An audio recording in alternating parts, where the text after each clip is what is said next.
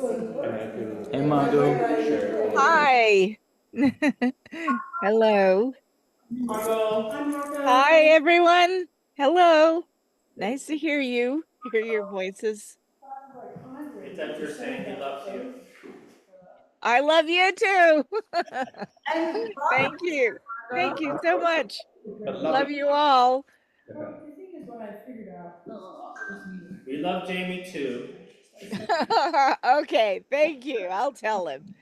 He's not here right now, but he'll be happy to know that. Are we ready to start? Yeah.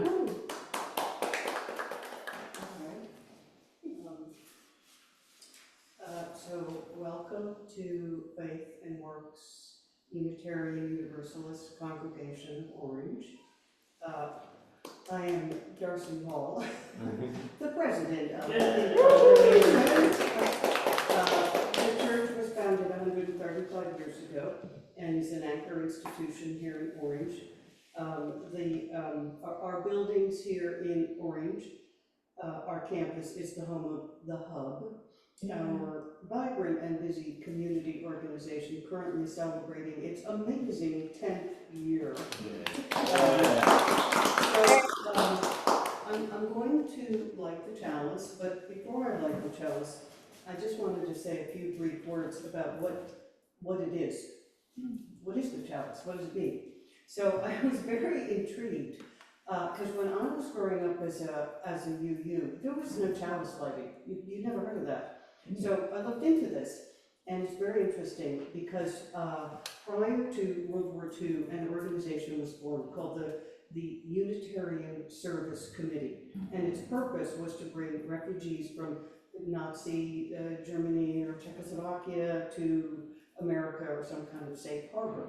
So this is kind of funny. If you've ever seen the classic Hollywood movie Casablanca, you know, which most of us have seen somewhere, it's like everybody needs their papers. It's like, I'll sleep with the boss. I need the papers. I'll sell my jewelry. I need the papers. So somebody at the USC had a very clever idea, and they said, why don't we create papers for these refugees, right, to facilitate their departure from Lisbon, which was kind of the hub of where all this was happening, just like in the movie. And so an Austrian artist developed a visual design. There was no thing. It was a visual design, and it was a circle with a little cup and a flame, which are kind of universal symbols of hope and all the good things. And it was a stamp. So you'd have your papers, and it would be stamped by the Unitarian Service Committee. And that was part of your papers that got you out of the country to safe harbor. So I thought that was an amazing story about well, if there isn't some path to get what you're trying to get, you just make it up. You just create it. So this idea of a thing, a chalice thing, really developed about 40 years ago in the 1980s. Because you might think that this flame and this cup, flame, chalice, is very ancient symbols. That's some ancient ritual. Surprise, it's really not.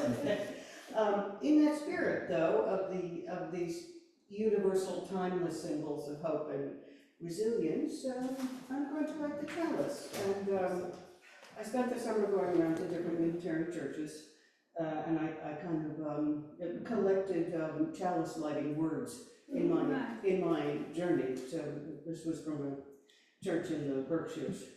The flame of our faith call us into the community of love and justice this day and every day. So, and then I'll just say a few brief words, and then Doug can introduce our guest.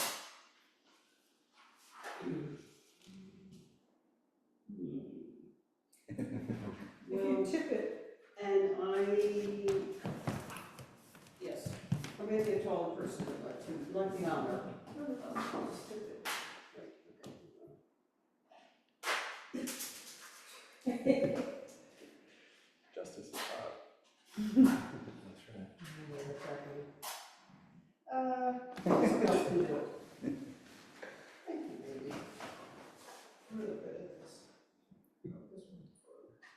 supposed to say after. Oh, she is good. Thank you.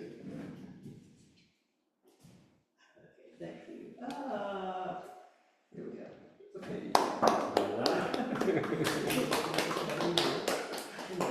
Yeah. Remember my automatic light on my stove? Yeah. Oh, yeah. Thank you. So just really quickly, happy to see everybody here in person and online.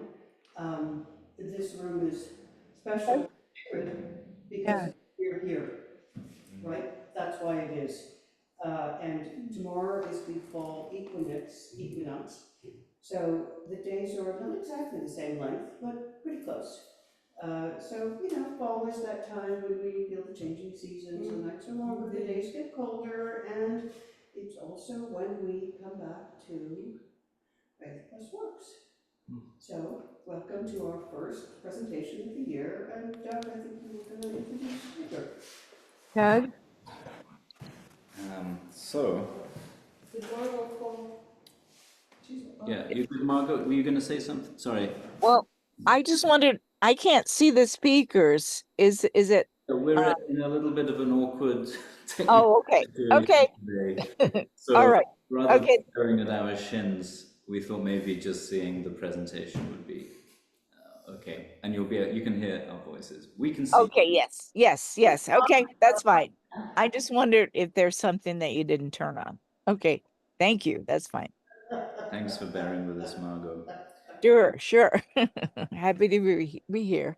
People don't come for our flawless technical setups. At least not yet. Yeah, one day. There are other reasons people come, and we like it that way. So, Edgar almost needs no introduction, having been our minister formally for about a year, Yeah, that's true. and informally, it seems for a good chunk longer than that. Edgar's a movement chaplain and medical anthropologist and spiritual director, joining us today from Los Angeles. But rather than go, but I also wanted to also read, I would say a short poem, but it's not a short poem, it's quite a long poem by way of introducing Edgar, but also connecting to, I think, a lot of what Edgar teaches us. And I've been thinking about this poem a bunch lately, as we've undertaken the work of getting the hub back on track post-pandemic lockdown challenges. At some point in the early days, Molly shared that at her summer camp, Farm and Wilderness, this phrase, love is work made visible, work is love made visible, was on posters around the room. And I thought, wow, that's really good. And it came up last fall, or whenever it was, we had, this past spring actually, we had Raul Zibecci come and talk, so we were reading some of Raul Zibecci's work, and he referenced, in his most recent book, he talks a lot about a sort of profound heterogeneity of Latin American culture in particular, as he's talking about autonomous movements in South America, and referenced even in the field of work and how there are, I think he named 5 or 6 different labor relations, which of which wage labor is only one of them, which I thought was really interesting. And as we've been thinking through work here at the Hub, and trying to understand how we are sort of learning and teaching each other about work in different ways as we're caring for this space and the people that do their work here, ended up looking into the poem that this phrase that was at Mali's summer camp came from. And so, I love this poem, and I think it speaks really potently to a lot of really complex ideas, but that is also really focused. So now we're trying to figure out how we have the whole poem on the wall somewhere. The slogan doesn't quite capture it. Anyway, so this is On Work by Khalil Gibran, as a way of introducing Edgar. Then a ploughman said, "Speak to us of work." And he answered, saying, "You work that you may keep pace with the earth and the soul of the earth. For to be idle is to become a stranger unto the seasons, and to step out of life's procession that marches in majesty. Oh yeah, come in, Janice. That marches in majesty and proud submission towards the infinite. When you work, you are a flute, through whose heart the whispering of the hours turns to music. Which of you would be a reed, dumb and silent, when all else sings together in unison? Always you have been told that work is a curse and labor a misfortune, but I say to you that when you work, you fulfill a part of earth's furthest dream, assigned to you when the dream was born, and in keeping yourself with labor, you are in truth loving life, and to love life through labor is to be intimate with life's inmost secret. But if you in your pain call birth an affliction, and the support of the flesh a curse written upon your brow, then I answer that naught but the sweat of your brows shall wash away that which is written. You have been told also that life is darkness, and in your weariness you echo what was said by the weary.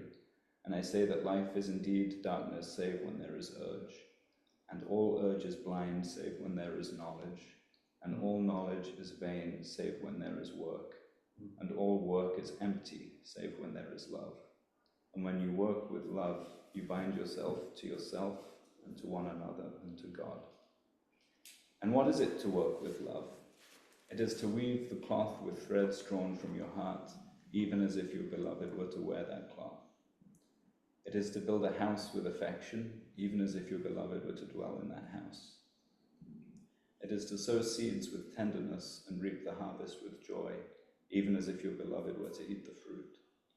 It is to charge all things you fashion with the breath of your own spirit, and to know that all the blessed dead are standing about you and watching.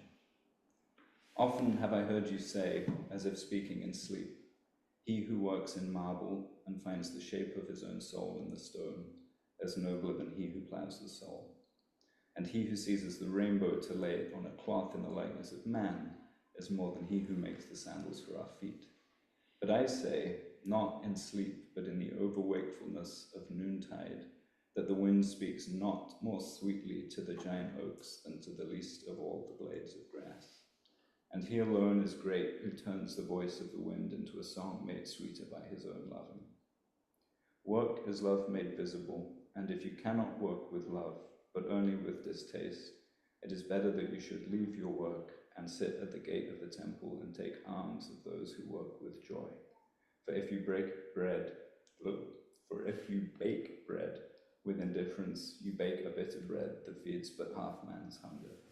And if you grudge the crushing of the grapes, your grudge distills a poison in the wine. And if you sing though as angels and love not the singing, you muffle man's ears to the voices of the day and the voices of the night. So, Lovely. sort of, in a way, encapsulates this series of talks you've given to us, Edgar. Yeah, thank you so much for that. I was going to do a meditation, but I don't have to do meditation now because it's so meditative and repetitive. Hey, Jeff, how you doing? Good to see you. So I'm just going to do the talk in the slides, and as Doug said, I'm a movement chaplain, right? I'm a minister here and a movement chaplain out of LA, same thing.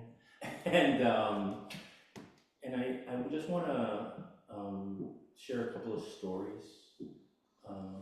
As a prelude, during the No Kings March in Los Angeles, I happened to do, it wasn't really security, it was just like being along the truck in which a band was playing, right? And at the end of that, it was a very vibrant march, all kinds of folks showed up. I was wearing my clericals, and people would come up thinking I was a Catholic priest, say, "Thank you, Father." And I was like, well, the fathers aren't here, but I just said it's fine. And at the end of it, we were walking. We had started in one place and we came back. And this young kid came up to me, 18, 19, 20, the college age. And, he was wearing this sort of gas mask. And he says, "Father, would you bless my gas mask?" And I said, "I'll bless your mask, but I'll bless you too." Right? And I thought to myself, like, in the biblical sort of stories, there's always this question of the signs of the times. And I think that was a sign of the time, right? And I'll tell you some more stories, but part of me was sort of sitting with it in prayer and saying, there must be a better way than me having to bless a gas mask, but also that this child is looking for a blessing is a blessing in of itself. Right? So the summer of resistance, LA in 4 frames. Of course, that's cheesy because it's Hollywood, 4 frames. I know. All the Rutgers go, that's cheesy. I know. And what you see here actually is the Union of Teachers of Los Angeles. And there's some unions that are very, very like militant, and they're one of them. They're just lovely people, you know, educators, a lot of people of color in education. And with the attacks that started June 6th, they've been really on it to make sure that the kids feel safe coming to school. And if not, Zoom for students, right? With all the problems of, you know, that we saw in the lockdowns. So these are some wonderful educators, and I'll tell you what the summer resistance is in a minute. Go ahead. So this SEIU Local 721, basically 1199, Dr. King's favorite union. And this is what they said. Once these kidnappings started happening, they said against about their massive replica of the Declaration of Independence. And I was there when they did that. It was huge. It was like this huge I don't know how they pulled that off. Members of SEIU 721 joined forces with other labor unions, and we'll talk about that, immigration activists, local faith leaders of various kinds, Jewish, Christian, Unitarians were up in the front, Buddhist folks, practitioners of various kinds, imams, to launch the summer of resistance at La Placita Olvera in downtown LA. La Placita is actually where the original pobladores, which were the folks who founded Los Angeles, and if you go to the history of it, you'll see it was a multiracial group of people who actually founded Africans and indigenous people and people of European descent. And that placita is there, and people go in, and there's little restaurants and little things to buy, you know, sort of, you know, LA memorabilia. So this lively gathering kickstarted a month-long rapid response effort and movement for peaceful process in answer to Trump regime's ICE raids throughout Southern California. So that was their statement. Why? Because they felt that people were on the back foot, as the British would say, when it came to the raid. They were so aggressive, right?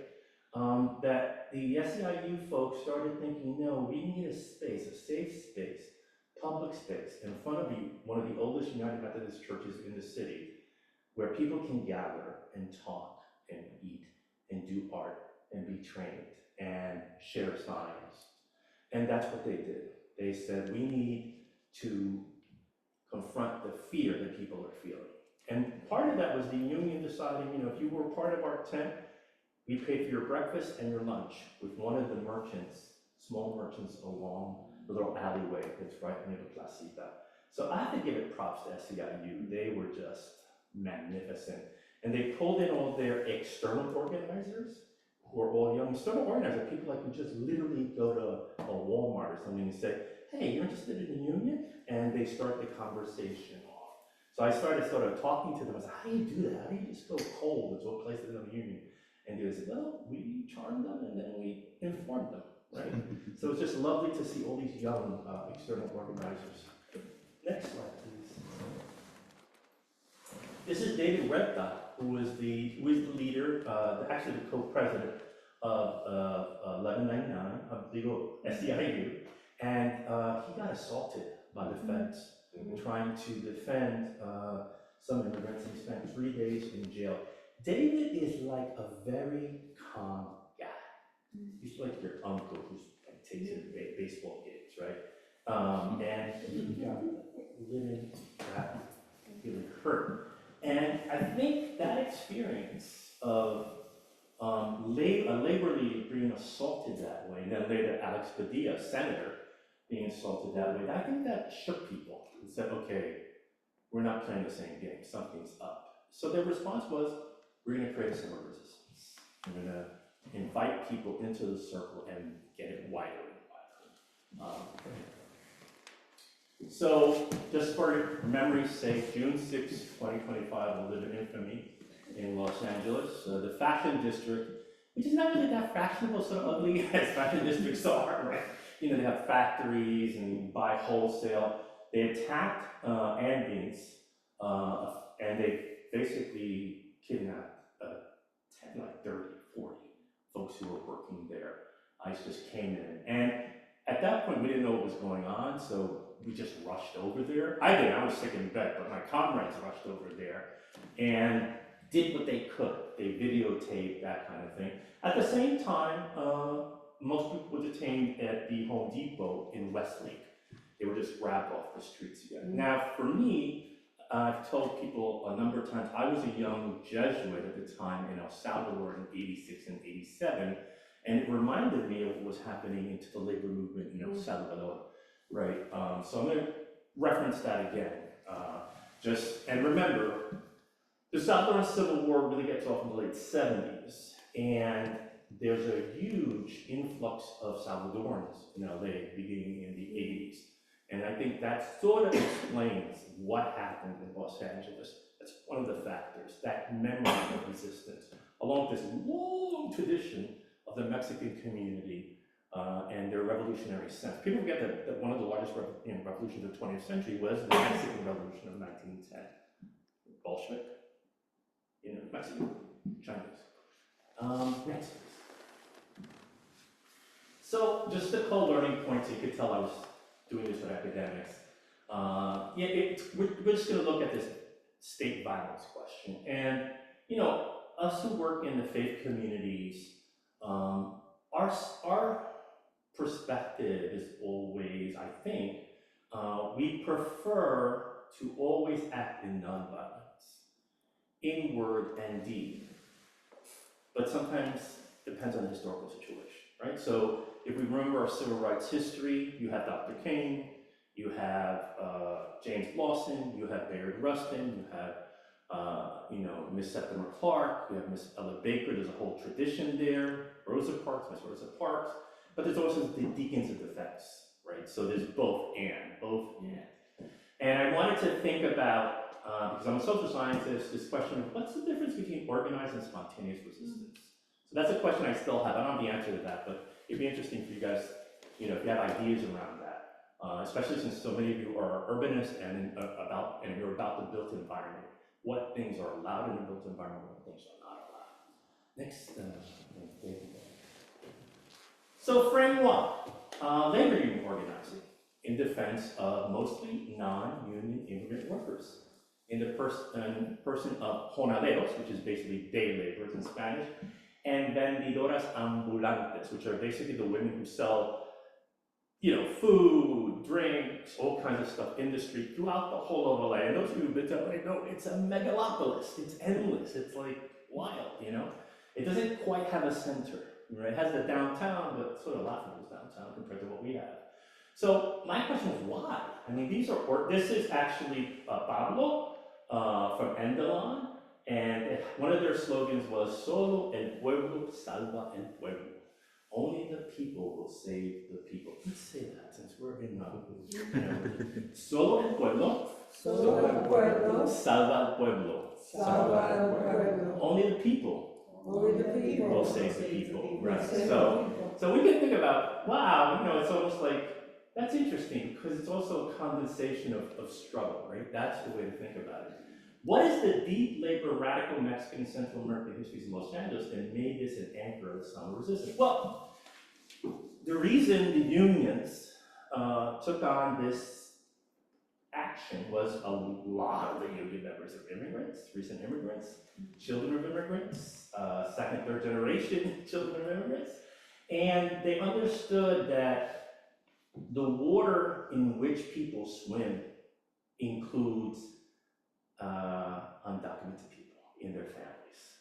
And to ignore them would be to disrupt the kingship systems and the community systems that exist already, right? So Pablo does his work with Endelon. And we have that deep labor history. We have the Mexican labor history, and there's an anarchist history amongst the Mexicans, by the way, in LA specifically. And we have the Salvadoran history of coming to LA to escape the Civil War, but the folks came in their organizations, in the organizations that constituted the FMLN. So they were already activists. One of the funerals I did was for a fellow militant who passed away in his 60s now. And, you know, it's just when you get these people together, it was in a Methodist church, man, there's a whole like range of ages and sort of histories that they're calling upon. So people's heads have that struggle inside, and they understand what struggle is. Like, that's not a new thing for them. And they also came from repressive, you know, sort of, you know, governments, and they understand when someone's pulling a stunt on the fascist stick. So they immediately understood that, right? And they were really the anchor of our summer resistance. And I'll talk a little bit more about how folks supported folks in this process, how they were supported and how they supported other folks, if you don't mind. So frame 2 is Christian and Jewish faith communities plus Unitarians mobilizing against the raids in tandem with labor unions through the organization that I volunteer with, Clergy and Laity United for Economic Justice, and the interfaith group LA First. And what are the connections between organizations and the labor movement? To a certain, you can't see him, but Dr. Lawson is there, Reverend Lawson of Holman Methodist Church, who was one of the philosophers of nonviolence that was very close to Dr. King. And about 30 years ago, he got together with a rabbi, one of the radical rabbis of LA, and they founded CLU. And their idea was, our congregations will not flourish unless there's economic justice for workers. There was a direct connection between the flourishing of the congregations and the workers. So he has this, I mean, he's, again, I would read his book on nonviolence, but there's a beautiful quote of his, and you know, we do nonviolent training all the time in his spirit. Nonviolence is the science of how you create a world that practices justice, truth, and compassion. That was Reverend James Lawson. I was calling Dr. Lawson, not only a PhD, but he's a doctor for me. And what the key thing here is that once this attack happened, CLU was able to mobilize faith communities all over the county. And that was key in developing the infrastructure for support. What was also key was that a lot of young people had been through the pandemic, and they understood what mutual aid was all about. They understood what it is to create a care package, a hygiene package. So one of the wonderful organizers that I work with, you know, she's gets silent. She's magnificent at getting people with money on the west side to give her money to create care packages for the day laborers and for the families. So she's a genius at that. So all these people had the opportunity to sort of operationalize that. Go ahead. That's frame 2. Frame 3 is really on-the-ground community self-defense led by Unión del Barrio, and that sees its work outside the institutional matrices of labor unions, electoral politics, and not-for-profit institutions. They're the folks who, you know, will like put things out like this, like drive and ride in your area and connect to your rapid response network. Use a brown bandana to show you're a part of the movement. They have these little tactics they do. Post your patrol on social media, use hashtags. So they're the people who are, they get up they start at 5 in the morning, and their crews throughout the whole county who are just patrolling. If something's happening, they will interact at the level of video, but they won't stop the ICE. They don't want to do that. That's dangerous for their members. But they function, they're the most disciplined group I know. They function almost, I don't know how to, but they stay on message, they work very hard. And interestingly enough, as I've done research with them, I'm not research, but you get to know them really. A lot of them are high school teachers and grad school teachers, right? And of course, there's a lot of healthcare professionals as well. One of the people who know about it, got arrested for a weekend was Mandy, and Mandy's like a nurse practitioner. And she was just doing what we call peace patrols in the South Bay area. So that's the other frame. Sort of, it's on the ground. They don't have much tolerance for elected officials. You know, like CLU has a relationship with elected officials through the unions, but they don't really care about that. They really are on the ground type of folks. And nice people too. And I'm the only clergy person involved in the coalition. They think they scare people sometimes. Oh, go ahead. Frame 4. And of course, the Los Angeles Tenants Union, and all of us who know Don Ryan from LA know him, organizing their members for the man eviction moratorium for Mayor Karen Bass and Governor Gavin Newsom, given that many immigrants lost their ability to make ends meet in light of federal government's persecution campaign. So the problem concretely was people were afraid to go out to basically get what they used to call shape-up work, you know, paint something or do construction, or to sell their goods. So there were all kinds of strategies around that. One was your kid, who's a US citizen, sells the goods, and that worked during the summer, right? But not when school started, right? Another was by homeboy industries that work with gangs and have made them into like cooperative economic stuff. They do all kinds of good stuff. They have something called Hope Avenue every week. And those are people who are US citizens who basically sell the goods of the folks who are undocumented, the folks don't show up, and then they give them the money, right? So there's been all kinds of creative ways to respond this way. The funniest thing is when I was at a protest, and this abuelita, you know, this grandmother came up to me and said, "Padre, you know what I do? I watch out, you know those little things where you hit there and there's like a video, it's like a doorbell thing? She said, I watch that all the time on my iPhone. If I see, I text my granddaughter, and then she tells those people, the rapid response people, and she did it, spatted real quick. I said, that's very good, So I'm like, well, I guess, Trump wasn't thinking about the grandmas. So Frank War, and then let's see, yeah. So the starting points, like theoretically for me, I'm a Christian Marxist, minister, so I've always seen capitalism as being pre-fascist, Sometimes they have the glove on, sometimes they don't, I don't think there's too much debate on that. The US capitalist class is cashing out. It's cashing out phase. It's like, it had this, huge spurt of growth and building infrastructure, building institutions post-World War II, but also displacing people, as Minnie's work has taught us, in terms of urban renewal, so shaping the geography of our cities, and I think they're cashing out. I don't think that, let's say, the Chinese ruling class is doing that. They're like building stuff, right? Whereas I think this ruling class is really cashing out and thinking they can insulate themselves from the effects of their own policy, which is their delusion, as COVID proved. Capitalism, this is Ruthie Gilmore, who I went to school with, and when I was in the second year, I watched her defend her dissertation. And capitalism requires inequality and racism enshrined it. It's a very nice formulation.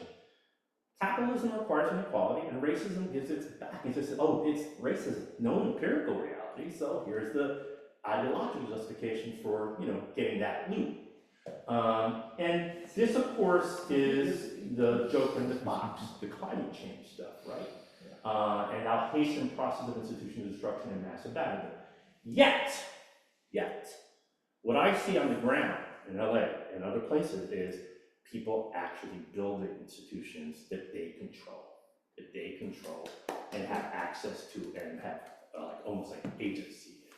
And of course, this is a crazy, thank you, Lord Jesus, In the old Eastern tradition of the church, we would say, anathema sit, let God take care of it, because they've lost their minds. Let's go to the next one. We can't do anything for them. So yeah, just in terms of the cashing out phase, I sort of, talked about this, reworking all these infrastructures that we had. And I think the goal really, and this is a point of debate really, is to create the crisis that AI, robotics, Christian ethno-nationalism, white Christian ethno-nationalism, and techno-feudalism, and I would recommend the work of Yanis Varoufakis on that, will be the answer. So think Blade Runner. Their vision is more Blade Runner, right? I can talk more about that if you want, but I think that's their ultimate goal, right? In terms of crashing our society. I know that's not cheerful. Okay, so let's go to the next slide. The next slide is really like quick questions that I had, and this is the Community Self-Defense Coalition. You'll see the different organizations in it, and I think these are the more left folks, but they, they walk the walk and talk the talk. They take risks. So my question as a social scientist is, what is the relationship between organized and spontaneous community self-defense? How do these various social actors understand the present political conjuncture, and what might reverse the authoritarian course that the US has undertaken with the Trump's return to power? I don't know, and I don't have an answer to that, but it's a question. Given the palpable dynamism of LA's local activism and organizing, what does that portend for the possibility of all these social forces jumping scale to a comprehensive national resistance to counter the move toward fascism? Again, big question. I think all of us are struggling with it. Again, I don't have an answer. And what kind of political and cultural work, and I would say spiritual work, does a slogan like "Solo el pueblo salva el pueblo" does under the conditions of rapidly closing democratic space? And this is really a question of like, I think the people saving the people is a type of solo statement. We're going to take care of ourselves and we're going to deal with these problems. Doesn't mean we won't take advantage of whatever's available, but it means that we're going to be sort of the agents, if you will. We're going to be the center of this in the struggle towards freedom. So these are the key questions. I'm going to work this up into an essay with some of my activist friends, but those are the things that have sort of like been stirring in my head. If you have any answers, lay it on. Next one. Oh, so this is a DEPSCA. I'm going to proudly say it is run by a Puerto Rican from Queens. And it's the day laborer, community job centers. And they were created about 15 years ago, 20 years ago now. And they are there to create a safe space for day laborers to get a job. There's contracts that the what they call the patrons, the people who are buying the services, fill out. And it also does like literacy classes, English classes, health and labor immigrant laws. And so they've been key in like having a direct relationship with day laborers and being a trusted site. Guess what? A lot of the self-defense work, a lot of the stuff that's going on is women-led. Immigrant women-led, a lot of queer and trans people, a lot of non-binary people, a lot of gender-oppressed people. I mean, it's just a lot of women doing what I would call activist mothering, activist kin work. And it's very beautiful to see, and I'm very proud that Megan Ortiz is almost as crazy as I running that organization. So they've been the people who've asked me to go to what they call B18, which is the detention center where they hold people who've been abducted. And I'll tell you a little story about that in a moment. Go ahead. So with that stuff. So what are their tactics? Community patrols and grassroots surveillance of ICE, everyone's doing that. Accompanying day laborers at pickup sites and material support, so the care packages. We collect money from big congregations with money to pay people's rent, to do food purchases, that kind of thing. Documenting attacks via video and social media circulation. And that's a high-risk tactic if you're out in the field, because honestly, these guys who are doing this work are, I mean, they're really unprofessional. Like, they really look like they're just like recruited in from, I don't know where, and they do all kinds of crazy things, take guns out on people. I mean, stuff that professional police officers would say, that is not cool. That is not within, the rubrics. Visiting abducted jornaleros at B18, and of course, there's a private position that ICE runs in the high desert in LA. So our thing is always to figure out when are they going to move into the high desert. Because once they do that, then it's Texas or Louisiana, and then out of the country. Right? And they're supporting, of course, abductees' families and pressuring the mayor to step up. The mayor is in a bad position. She wasn't shining during the fires that occurred. And remember, this is all happening, after the fires. People have lost a lot of work, but hopefully some work will come back as construction occurs. But the mayor Trump has $1 billion in the Olympics that he's going to give the city, and it's like a sword down place. Does she antagonize him, and what will he do? Right. So there's a whole question around the Olympics. Some people say let's cancel them. Some people say no. There's the labor unions are getting a $30 an hour wage once the Olympics start. So it's a debate within the movement at this time. Go ahead. So that's their Union de Barrio. There's Ron. I always make fun of Ron. I say, you're very push, Ron. So confirming, shouting out ICE patrols, confronting Latino ICE agents as traitors to Raza. And it's brutal. I mean, I'm so glad I'm wearing my collar when I'm in those things because I can't say bad words, But Raza, their understanding of Raza is very capacious. It means anyone who's with them, basically. And if you're a Latino or Mexican and you're with this abuse, they really, I don't know how those folks take that kind of train community members in anti-ICE patrol tactics, especially and also educators, right? School-based community defense, and convening the boycott Home Depot campaign. Home Depot came to LA under the agreement that they would provide day labor safety, and they are in breach of that agreement. So the demand is go back to your agreement, right? So the first time we had a press conference, they didn't allow the media on their private property. So we had the press conference sort of in the street, and then later we went into Home Depot. So the contradiction that we sort of brought up was, how can you not allow the media, but you allow ICE on your private property? And the media people were really angry, so we got very good coverage that day. So Union del Body, there we go. Yeah, they're great t-shirts, they're lovely. Community self-defense. So again, a lot of the stuff that Trump does is obviously violence, but it's also theater. So they took over MacArthur Park, and for those of you who knew, say, Marx Park in the 80s and 90s, very, very similar dynamic. A lot of folks who are injecting, there's a lot of mutual aid, there's a lot of houseless people. They just came in with tanks and helicopters. It was like a show of force, right?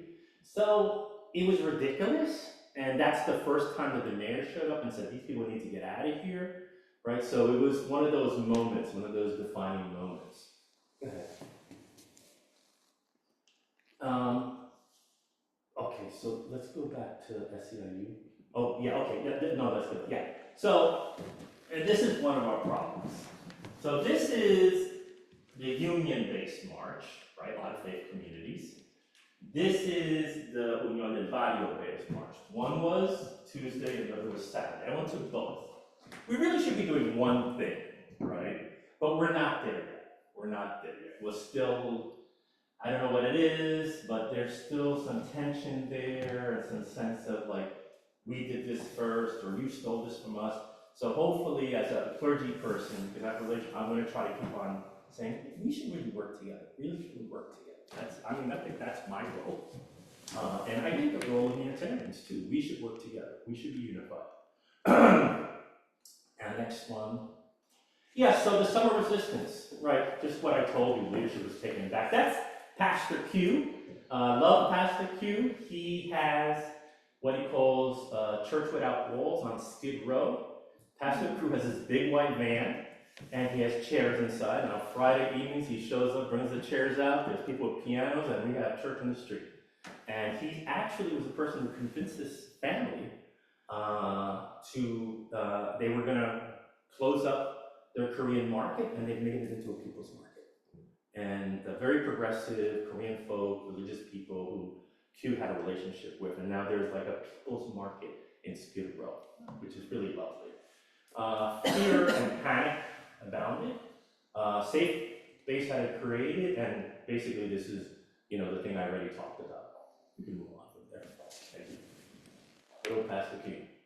Okay, so there's a push and movement friction piece to this, right? One was, labor leaders and organizers had to push Mayor Bass, the city council, the county supervisors, and the governor to step up to the moment. Some of that looks like it's working, especially with the county. There may be an eviction moratorium. The other side of it is that, and this is an assessment, a summation of SIU's position and the summer resistance folks' position, that mobilization created friction that made ISIS work more difficult.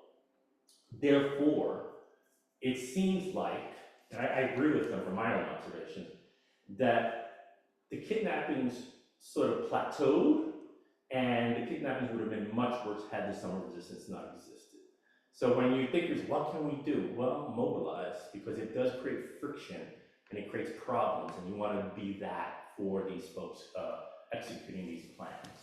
Next step. So the Los Angeles Tenants Union are friends in LATO. It's the largest tenant union in the country, but it has the problem. All the locals are autonomous, right? So they don't have a central committee, they don't have a central command, so I'm wondering as time goes on whether they're going to do that. And Latu was really primed for the present moment by its extensive, mostly Mexican and Central American base. Of course, women raising children being the center of it, and mutual aid practices during the lockdown in COVID-19. So they were almost primed for this kind of work. And now rent strikes and eviction moratorium campaigns are anchors in Latu's work. So it's this constant work. And if you go to a lot, I'm very close to the Koreatown folks on the A Street local. And if you go and talk to people, they will tell you, we lost this person, we lost that person, this person's doing this person's doing that. So there's a network of people talking all the time, and Latu has been key. And I see like Latu and Unión del Barrio as very similar organizations. Like they don't want to be a politician, right? And then you have CLU, right? And you have SCIU, the labor unions, right?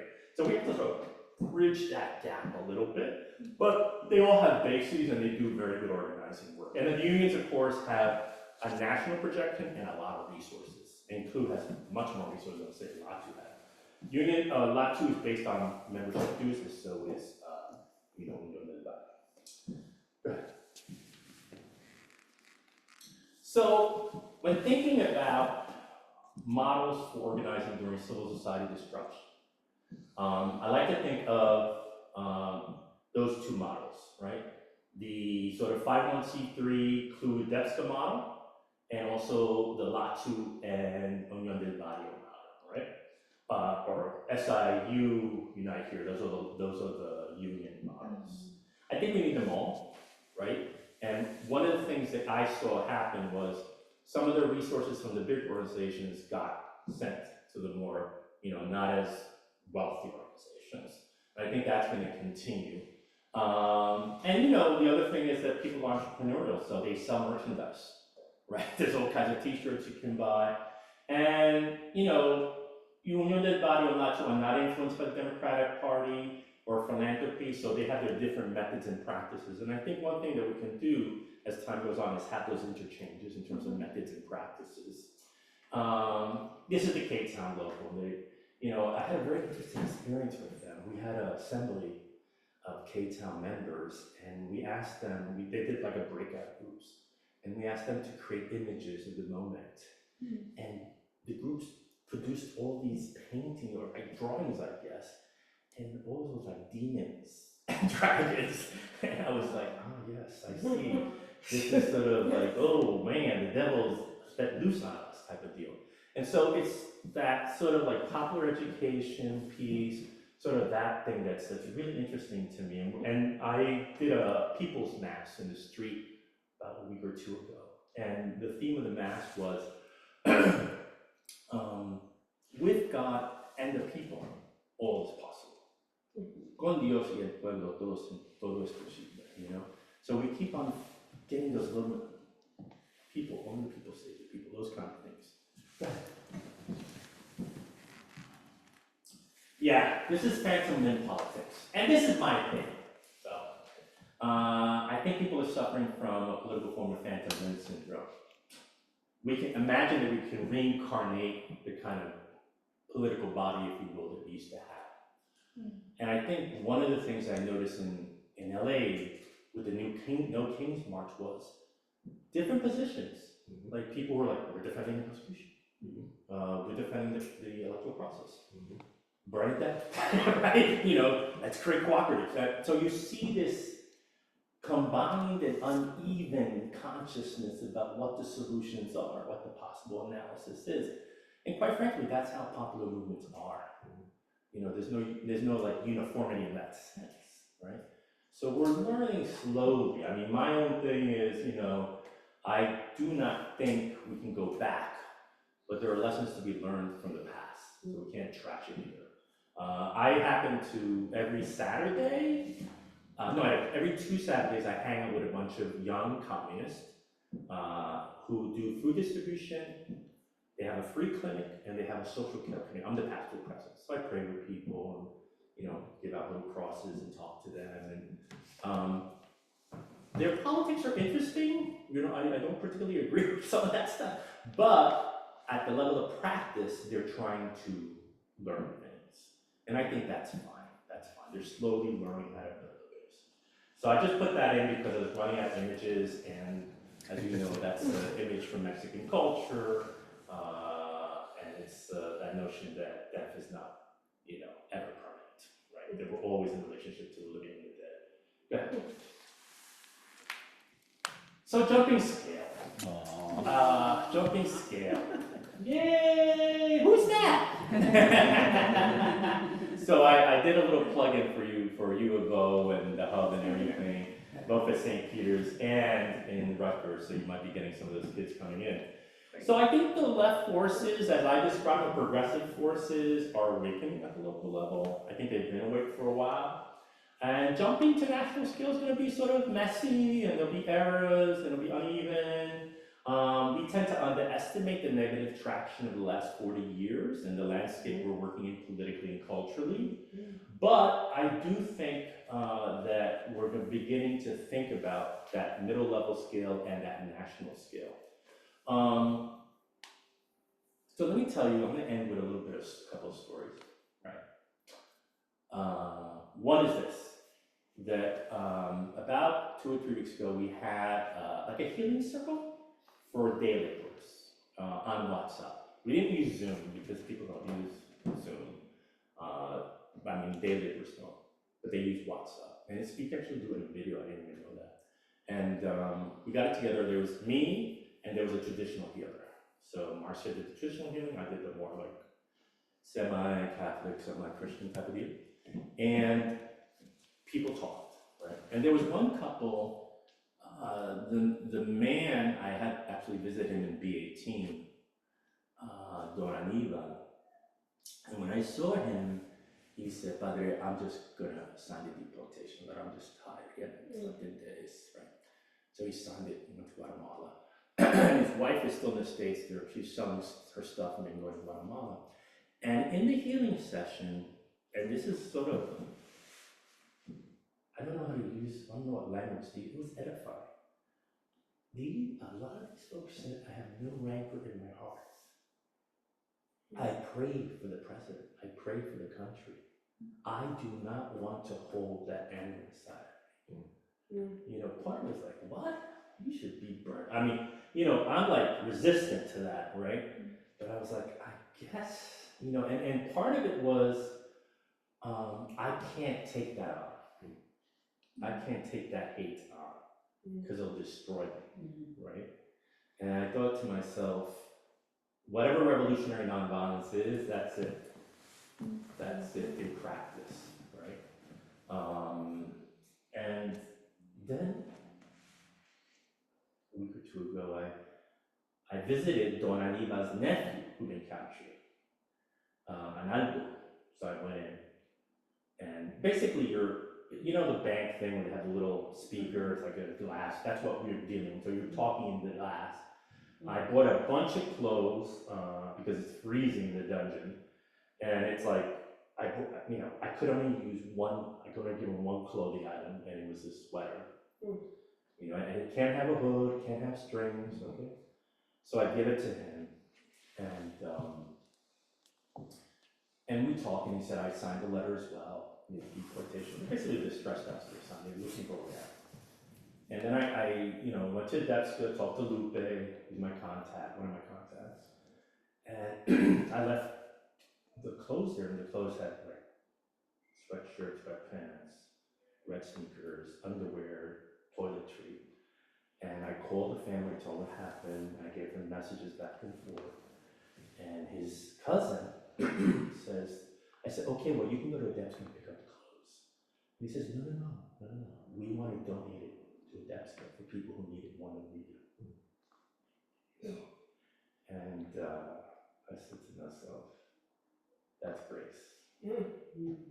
That's grace. To be able to say, oh, no, there are people who need it more than us. Debska is doing good work. It's like when I know that almost brings you to tears because it's so profoundly loving, right? And so those little graces have come along the way. And I thought to myself, these folks aren't going to win. Because if you realize there are people that need more than you do, and you say, no, give it back to them, there's a strength to that. That opportunism and fascism, they don't have that kind of strength. Right. And I think that's, for me, that was the message, right? So there are more stories to tell, but those are the stories I thought I'd share with you today. And the next slide, oh, look at those pretty. Okay, so let's do a little narrative medicine thing. And in narrative medicine, you read things twice and you just sit with it. So Robert, this is from Oscar Romero's book, The Violence of Love. It's a collection of his speeches, his homilies and stuff. And at the end, he's quoting St. John of the Cross, who's one of the great Spanish mystics. So we could just take a little time and situate ourselves on the ground. And Robert, would you read that? And then Janice, would you like to read after Robert? That'd be okay? Can you see it? I can't really see it real good from this angle. Okay. Sorry. Would you read it? Darcy, our president. Madame President. Robert. First read, second read. First read, second read. At life's dusk, love remains.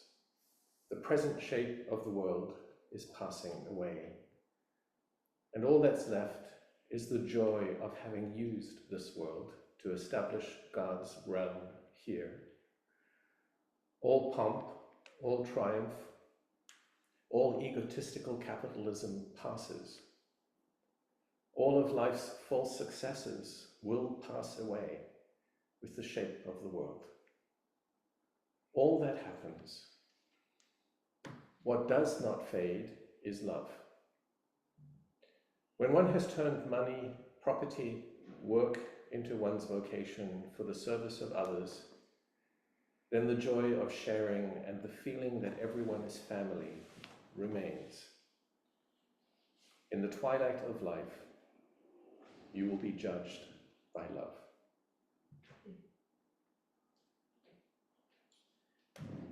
Love remains.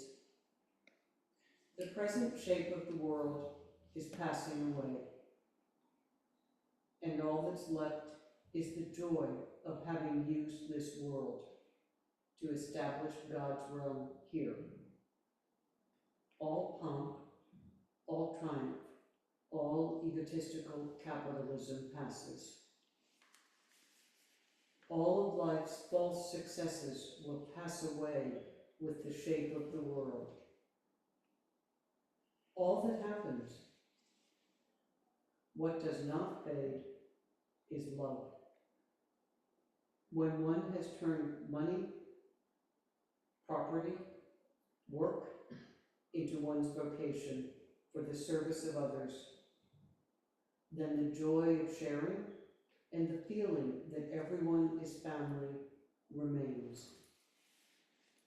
In the twilight of life, you will be judged by love.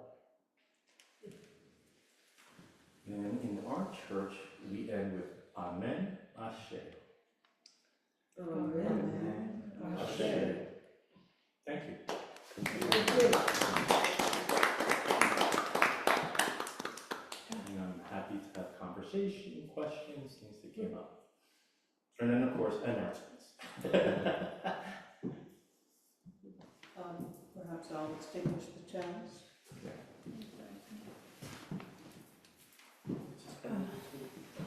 Extinguish the chalice. So, I would really like some things, but perhaps we could Yeah. adjourn. oh, to I the- just wanted to say, Yeah, just the closing chalice words. We extinguish this flame, but not the light of truth. The warmth of community and the fire of commitment. These we will carry in our hearts until we are together again soon. Thank you. Thank you. I wanted to say, the 16th was Edgar's birthday, and we have a birthday cake.